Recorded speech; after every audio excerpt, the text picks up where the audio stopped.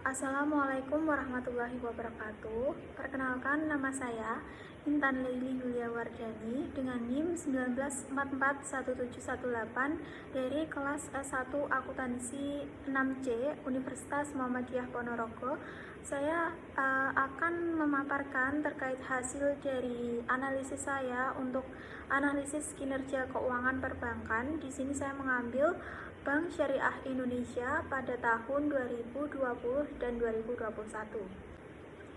Dalam analisis kinerja keuangan perbankan, di sini ada 5 aspek yang perlu dianalisis, yaitu yang pertama ada aspek permodalan, yang kedua ada aspek likuiditas, 3 ada aspek rentabilitas, 4 ada aspek resiko usaha, dan yang terakhir ada aspek efisiensi usaha. Masuk dalam aspek yang pertama ada aspek permodalan. Di sini saya mengambil untuk perhitungannya ada capital adequacy ratio untuk tahun 2020 dan 2021 dengan rumus CAR sama dengan modal dibagi ATMR dikali 100%. Dapat dilihat pada tabel tahun 2020 diperoleh nilai CAR sebesar 21,37%.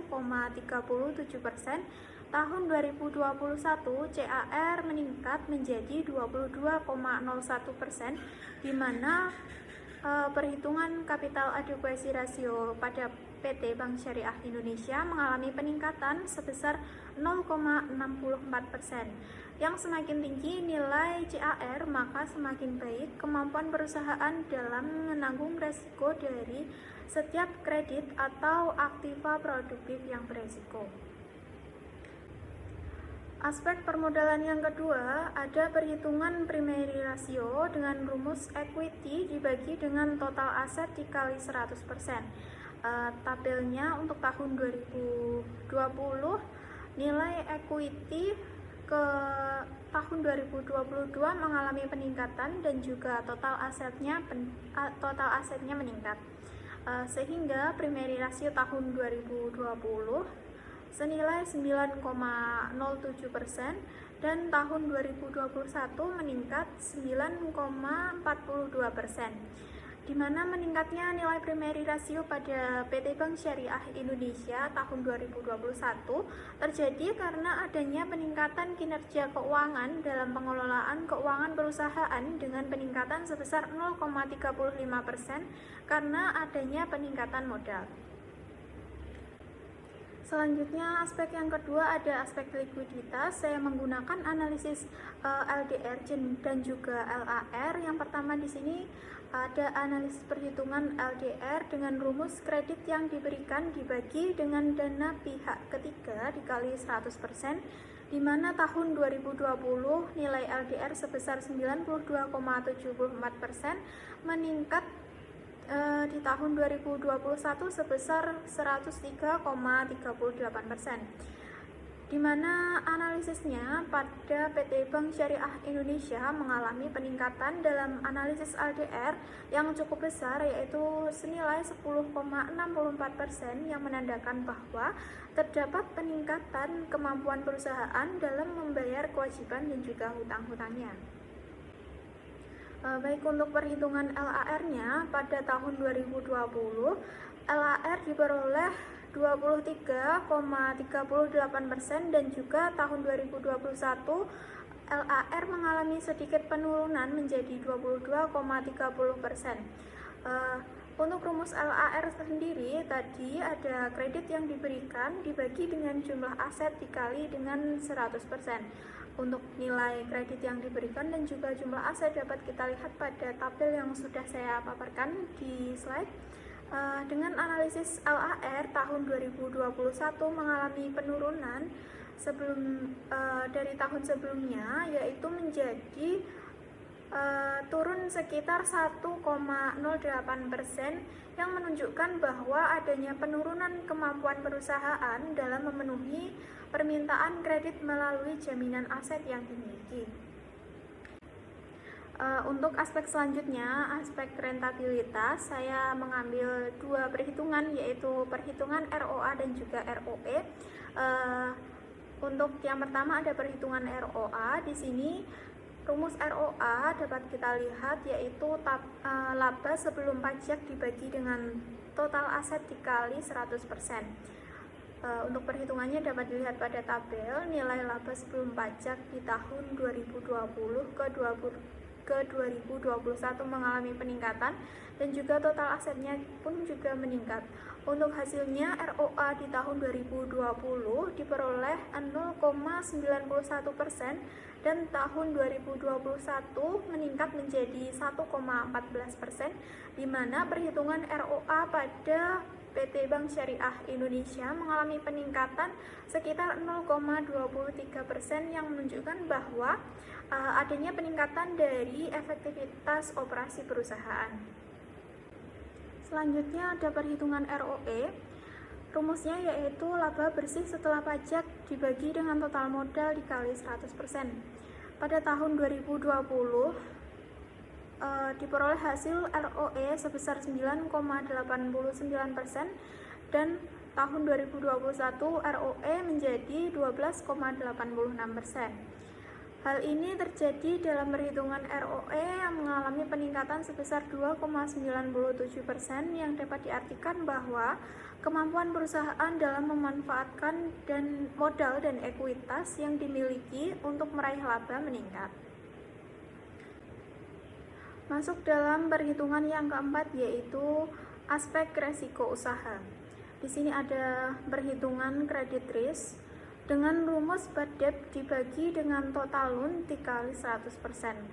Untuk bad debt tahun 2020 sebesar Rp2.524.553 dengan dibagi total loan sebesar Rp56.019.515 dikali 100% dengan hasil credit risk sebesar 4,50%. Tahun 2021 meningkat menjadi 6,23%, di mana Bank Syariah Indonesia mengalami peningkatan pada credit risk sebesar 1,73% pada tahun 2021. Hal ini menunjukkan bahwa adanya peningkatan resiko akibat kegagalan nasabah dalam memenuhi kewajibannya kepada bank sesuai dengan perjanjian yang disepakati.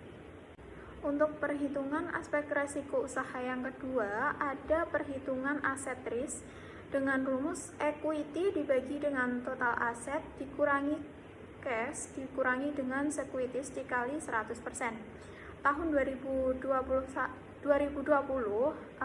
aset risk diperoleh 7,61% dan tahun 2021 menurun sekitar 0,1%, yaitu 7,60%. Penurunan ini menunjukkan adanya penurunan resiko kerugian karena terjadinya peningkatan nilai aset dan seberapa jauh peningkatan tersebut dapat ditanggung oleh pemilik modal. Untuk aspek yang terakhir ada aspek efisiensi usaha, yaitu saya menggunakan analisis leverage multiplier dengan rumus total aset dibagi total kapital dikali 100%.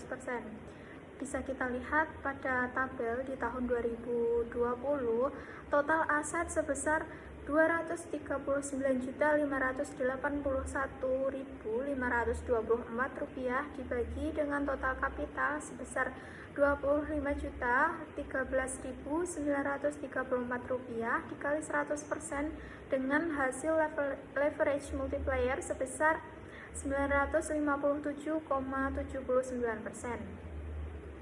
Untuk tahun 2021 di sini mengalami banyak peningkatan ya. Bisa kita lihat nilai leverage multiplier meningkat sebesar 262,31% menjadi 1.220,10%. Di mana untuk tahun 2021 Bank Syariah Indonesia mengalami peningkatan yang semakin tingginya peningkatan tersebut menunjukkan bahwa semakin tinggi resiko gagal bayar kewajiban utang perusahaan. Untuk perhitungan yang terakhir di sini ada perhitungan dari asset utilization dengan rumus operating income ditambah non operating income dibagi total aset dikali 100%.